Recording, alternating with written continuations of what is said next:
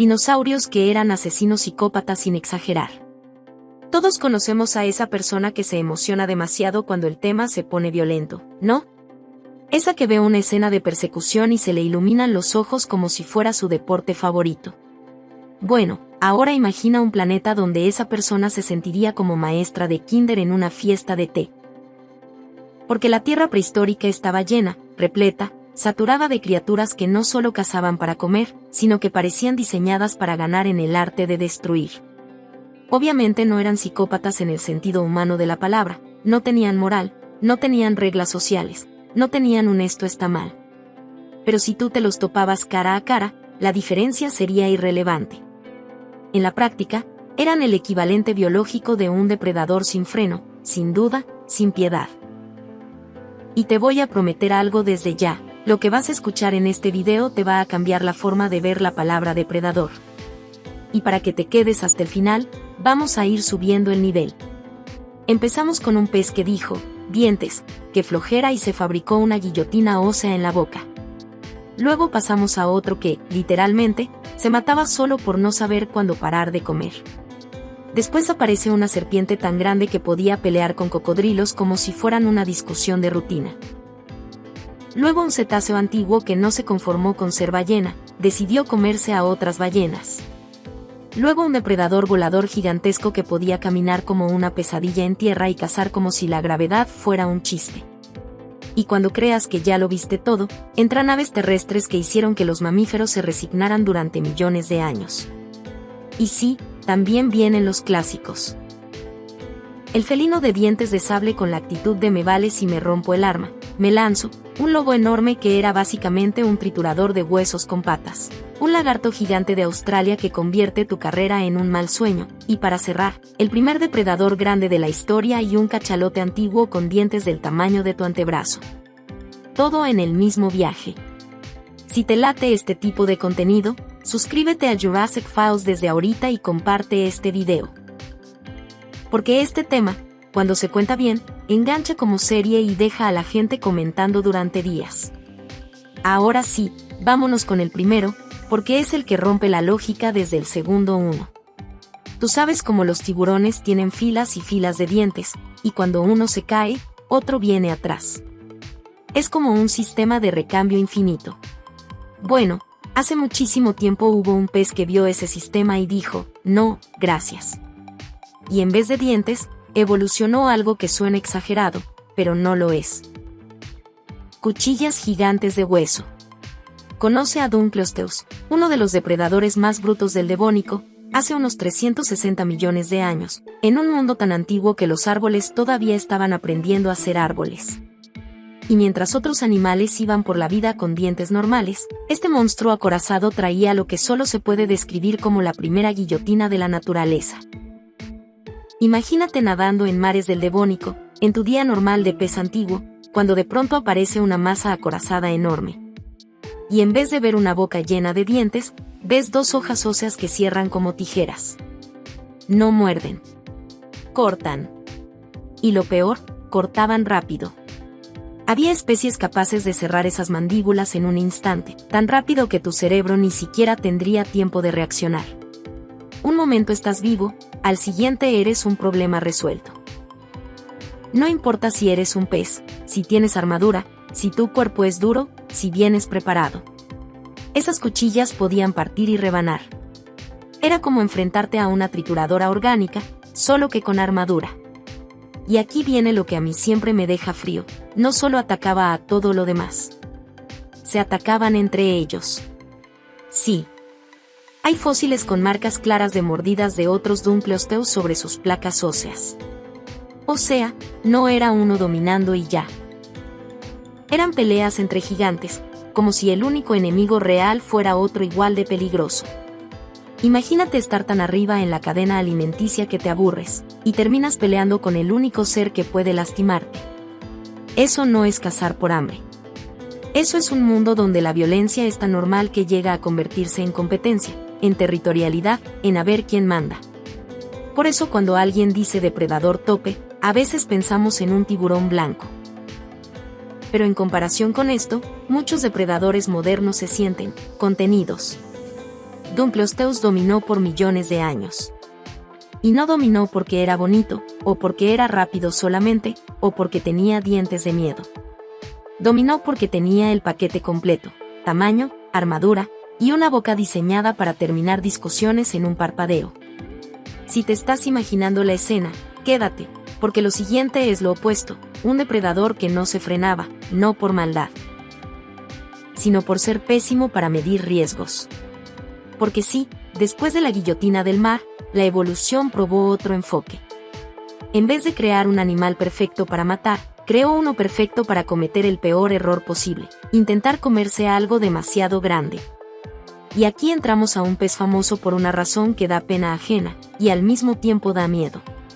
Se llama Zipactinus, y podría llevarse el premio a depredador tope más imprudente de la historia. Estamos hablando de un pez enorme, rápido, con cuerpo tipo torpedo, diseñado para perseguir presas y alcanzarlas. No era un depredador flojo, no era de esos que esperan. Este cazaba activamente. Y sin embargo, tenía un problema mental: por decirlo simple, veía algo grande y pensaba: sí, cabe. Y muchas veces, no cabía. ¿Cómo sabemos esto? Porque los paleontólogos han encontrado fósiles de Zipactinus con peces completos atorados en la garganta o dentro del cuerpo, como si el depredador se hubiera tragado a la presa entera, y ese éxito lo hubiera matado. Hay un caso muy famoso donde aparece un pez grande, la presa, prácticamente intacto dentro del Zipactinus. Los dos murieron.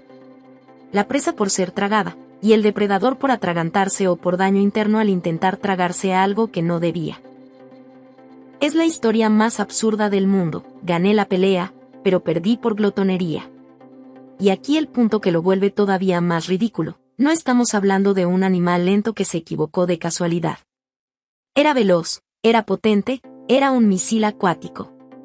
Eso significa que perseguía, alcanzaba, atrapaba, y luego tomaba la peor decisión en el último segundo. Muchos animales comen de más si pueden, sí. Pero esto era otro nivel. Esto era muerte por no saber detenerte. Y en el océano prehistórico, ese tipo de error no es gracioso, es una sentencia. Si hasta aquí ya te está pareciendo una locura, suscríbete a Jurassic Files y sigue, porque lo que viene se sale por completo de pez y se mete en un miedo más universal: el miedo a las serpientes. Porque hay pesadillas que alivian cuando despiertas, y hay otras que, por mala suerte, existieron de verdad. Titanoboa fue real. No es leyenda, no es exageración para asustar niños. Fue real. Vivió en lo que hoy es Colombia, hace unos 60 millones de años, y podía superar los 12 metros de largo, algo así como más de 40 pies.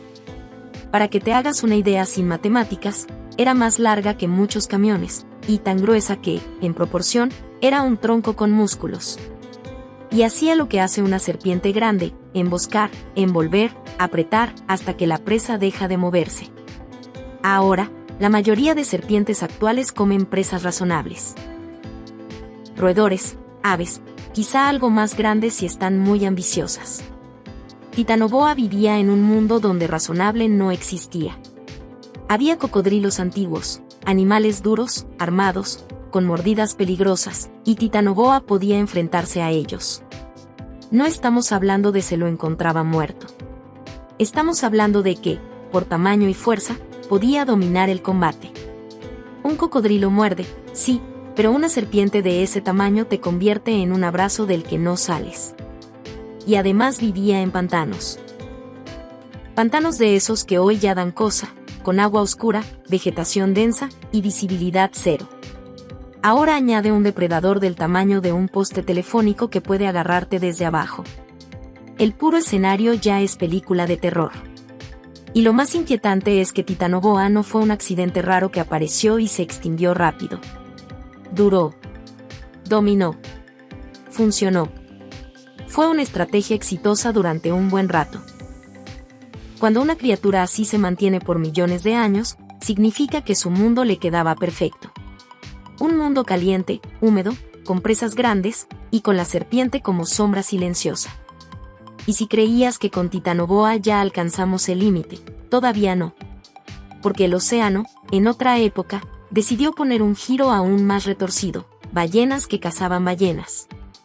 Y no hablo de orcas modernas, que ya son intimidantes. Hablo de un cetáceo antiguo que se veía como serpiente marina y tenía dientes de depredador, no de filtrador. Basilosaurus vivió hace unos 40 millones de años, y no era el típico gigante pacífico. Era un cazador. Largo, enorme, y con dientes que parecían más de tiburón que de ballena moderna. Mientras muchas ballenas actuales se alimentan de krill o de presas que no requieren despedazar, Basilosaurus decidió que la comida ideal era otra ballena. Se han encontrado restos de ballenas más pequeñas asociados a fósiles de Basilosaurus, lo que sugiere depredación. Y lo peor es imaginar la escena: un animal de decenas de metros, moviéndose como serpiente, con una boca llena de dientes, atacando a otros cetáceos que todavía estaban en fase temprana evolutiva, más vulnerables, más pequeños, menos especializados para defenderse. Y no eran solo crías indefensas. Hay evidencia de que atacaba presas ya considerables. Basilosaurus tenía tamaño, velocidad y un diseño que le permitía convertir el mar en su buffet personal. En un océano donde ya había depredadores, este se puso por encima con una regla simple: si se mueve y cabe, es comida. Y a diferencia del pez glotón que se moría por querer tragarse demasiado, Basilosaurus estaba diseñado para morder, cortar, desgarrar. Era violencia aplicada con eficiencia. Pero al menos Basilosaurus se quedaba en el agua. Lo que viene ahora es el tipo de cosa que te incomoda incluso si solo la imaginas a la distancia. Un depredador del aire que no era un pájaro grande. Era un reptil volador gigantesco que, para colmo, podía caminar como un monstruo terrestre. Quetzalcoatlus, uno de los pterosaurios más grandes conocidos, tenía una envergadura que rondaba los 10 u 11 metros, más de 30 pies. Eso es del tamaño de un avión pequeño. Y aquí es donde la gente se equivoca. Cuando escuchan animal volador, se imaginan algo delicado. Pero Quetzalcoatlus no era delicado en el sentido que tú quisieras. Podía volar, sí, pero también podía caminar en tierra con una altura que podía llegar a varios metros cuando se erguía. Imagínalo doblando sus alas y avanzando en 4 apoyos, como una mezcla extraña entre jirafa y criatura imposible. ¿Y qué comía? No estaba limitado a pescaditos. En tierra podía buscar presas relativamente pequeñas, incluidos animales jóvenes, crías, y lo que se atravesara en su rango. Su pico era largo, duro, y lo usaba como herramienta para atacar con precisión. Un golpe bien colocado puede ser suficiente para terminar una caza rápido. Eso es lo aterrador: no necesita forcejear como un felino, ni morder y sacudir como un cocodrilo. Solo necesita acertar. Y aunque la idea de que viajar en grupos es algo que se discute y depende de interpretaciones, el simple pensamiento es suficiente para ponerte la piel rara. Imagina mirar al cielo y ver no uno, sino varios de estos gigantes sobrevolando, y luego verlos bajar y caminar como si fueran dueños del terreno. Vivieron hacia el final de la era de los dinosaurios, lo que significa que, mientras el mundo se acercaba a su final, todavía existían depredadores capaces de convertir cualquier animal pequeño en un snack.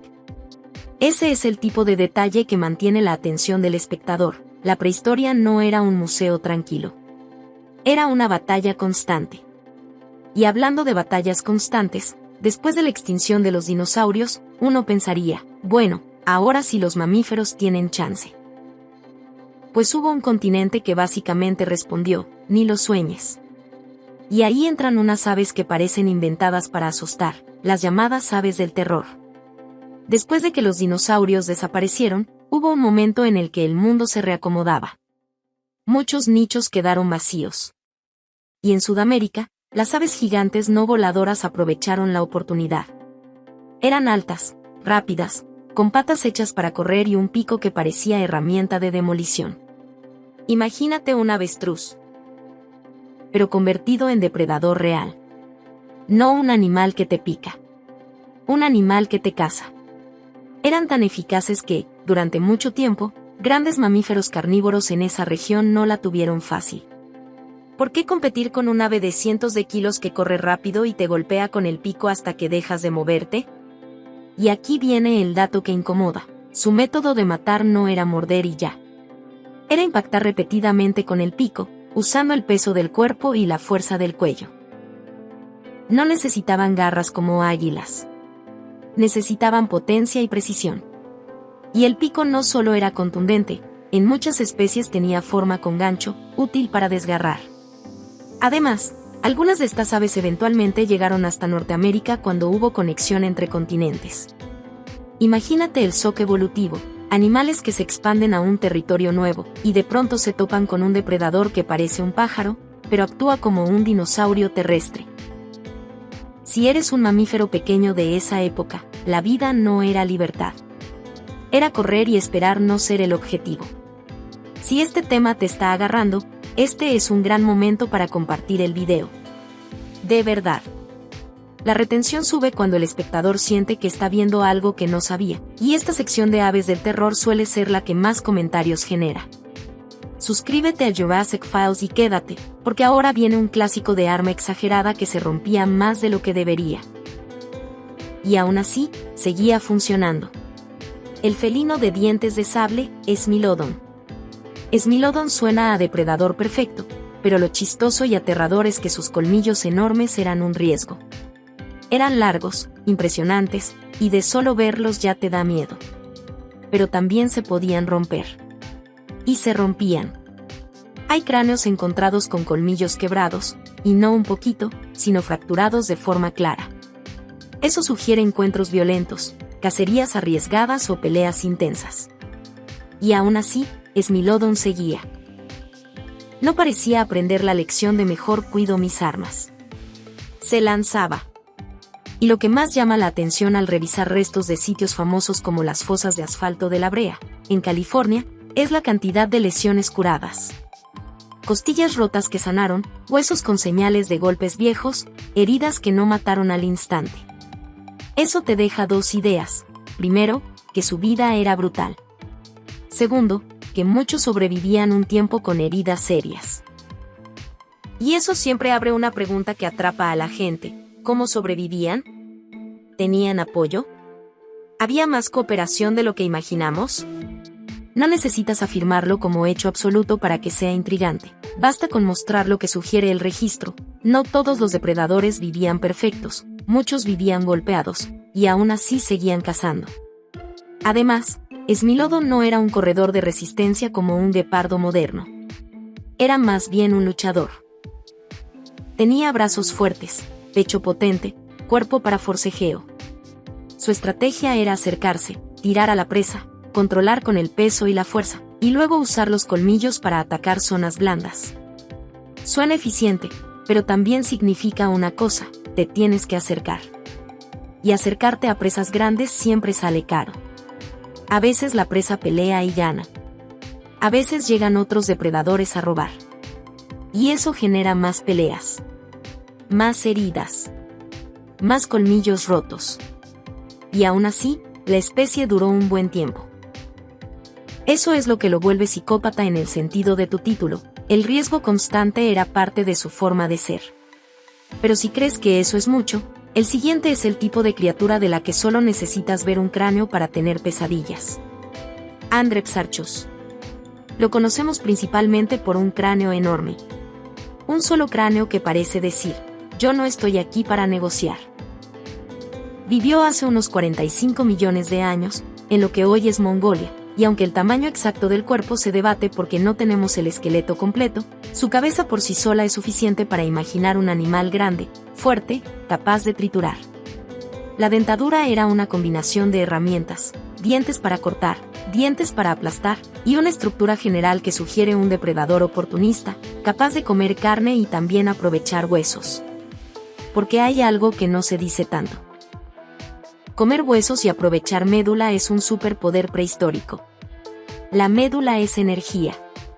Es el premio dentro del hueso.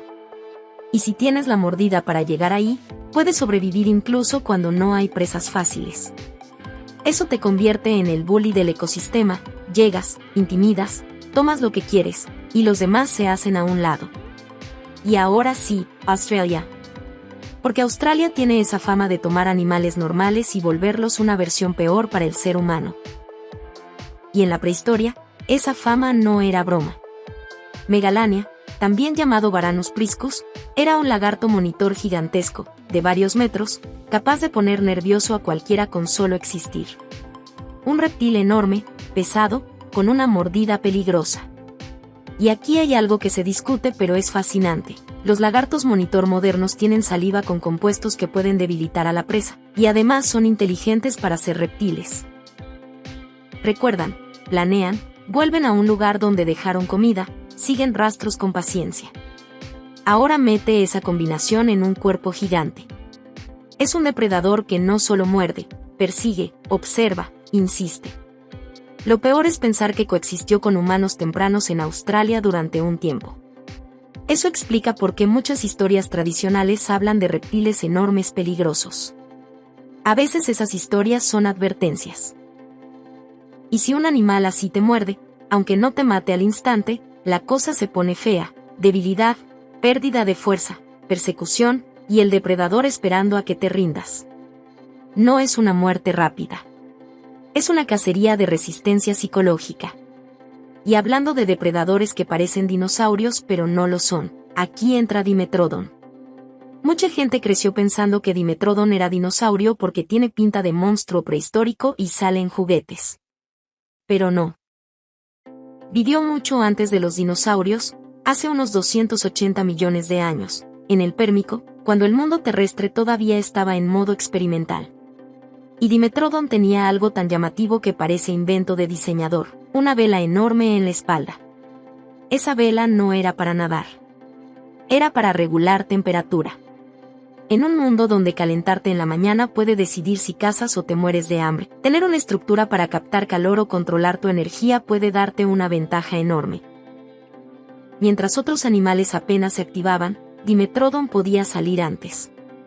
Eso es una ventaja brutal: ser el depredador que llega primero cuando los demás aún están lentos. Y su boca también era un conjunto de herramientas. Dientes para agarrar, para cortar, para triturar. No era un tipo de diente y ya. Era como un kit.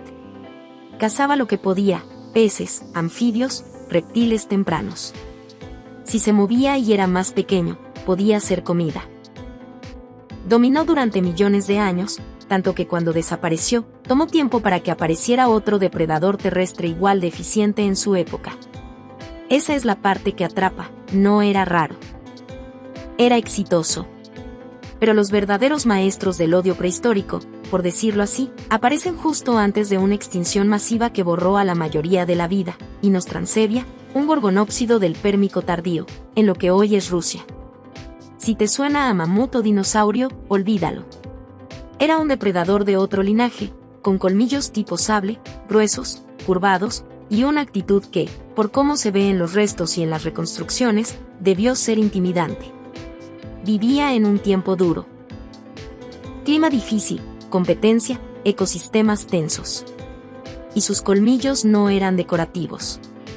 Eran dagas para perforar, para matar rápido, para lidiar con presas que muchas veces tenían armadura porque en ese mundo la protección era necesaria.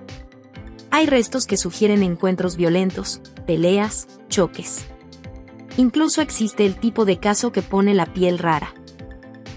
Depredador y presa muriendo juntos, como si el depredador hubiera decidido si no como hoy, no como nunca, y se hubiera lanzado aunque le costara la vida. Eso te dice todo: era un mundo donde pelear era parte de la rutina. La extinción del Pérmico lo borró casi todo, y probablemente fue un alivio para el planeta, porque si ese estilo de depredador hubiera seguido evolucionando sin freno, quién sabe qué clase de monstruos habría aparecido después. Pero el agua tampoco estaba segura. Porque en el Devónico y otros periodos, existieron artrópodos gigantescos que hacen ver a los insectos actuales como chistes. Y aquí entramos a los escorpiones marinos, los euriptéridos, con uno de los más famosos por tamaño, Haekelopterus. Haekelopterus podía alcanzar tamaños absurdos para un artrópodo, cerca de varios metros en estimaciones máximas, y vivía en ambientes acuáticos. Era como un escorpión, pero adaptado al agua, con enormes apéndices para agarrar, y un cuerpo que te grita no te acerques.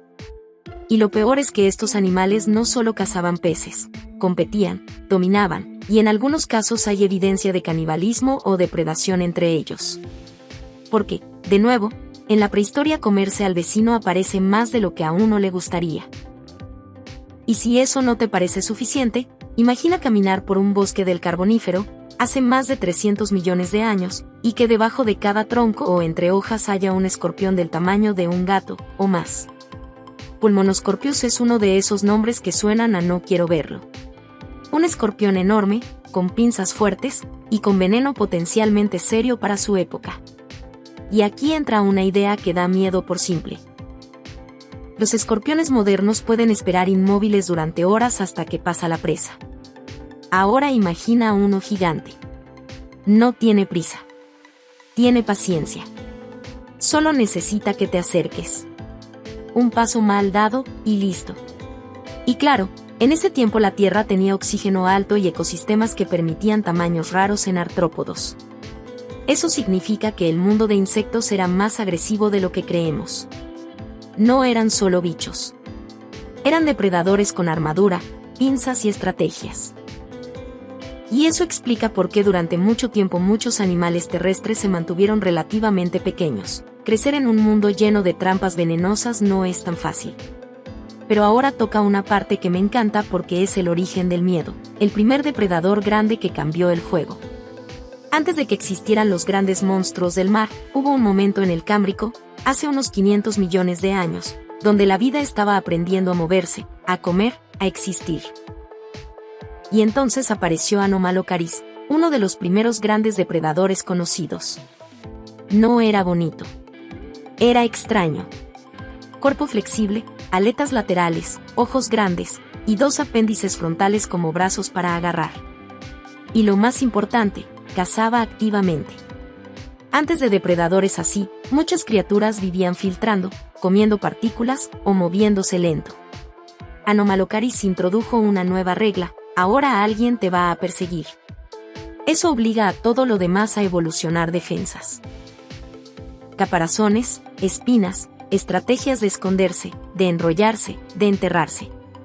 El depredador no solo mata, obliga a que todo el ecosistema cambie. Por eso se dice que depredadores así reformatean el mundo. Y Anomalocaris dominó durante un tiempo considerable, extendiéndose en distintos mares, convirtiéndose en el primer gran terror para muchísimas especies pequeñas. Y si creías que lo de ballena que come ballenas ya era fuerte con Basilosaurus, aquí llega la versión aún más directa de asesino sin freno, Liviatán, un cachalote antiguo, de hace unos 10 a 13 millones de años, con dientes enormes, de hasta más de 30 centímetros. Dientes reales. No esos dientes pequeños o escondidos de algunos cetáceos modernos. Dientes para cortar, perforar, desgarrar. Liviatán no estaba hecho para comer calamares tranquilamente. Estaba hecho para cazar presas grandes, incluidos otros mamíferos marinos. La imagen es simple y aterradora: una ballena depredadora que muerde y arranca pedazos, que no necesita filtrar nada, que no necesita perseguir peces pequeños. Va por carne grande. Va por presas que luchan. Y lo más inquietante es que Liviatán compartía océanos con otro monstruo legendario, el megalodón. 2 depredadores gigantes, ambos capaces de destrozar grandes animales marinos, coexistiendo en el mismo mundo. Eso no es ecosistema bonito. Eso es una guerra fría de titanes.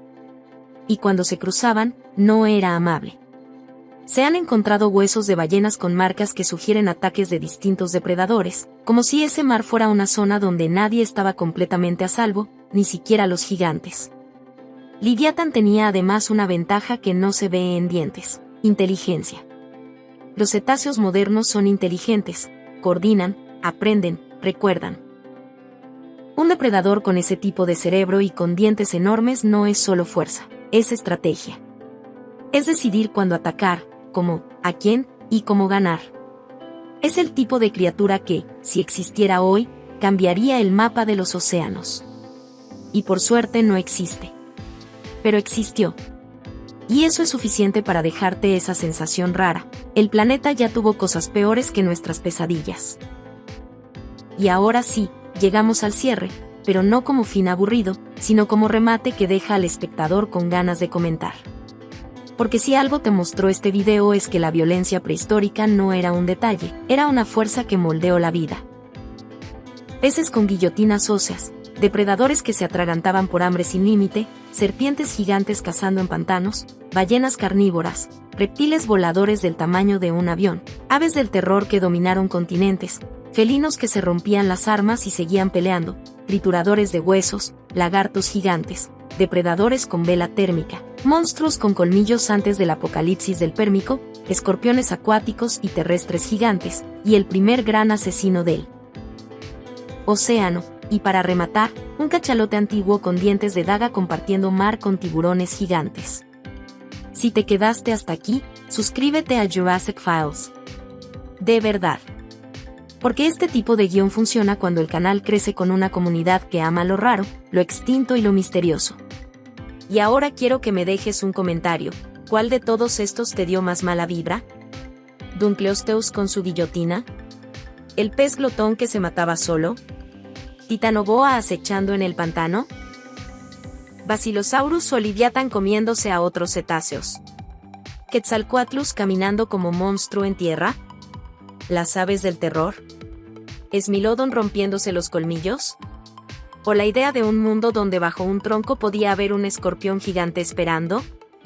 Dale like si te gustó, compártelo con alguien que se cree valiente con documentales, y quédate pendiente del siguiente, porque si piensas que esto fue extremo, la prehistoria todavía tiene capítulos más oscuros.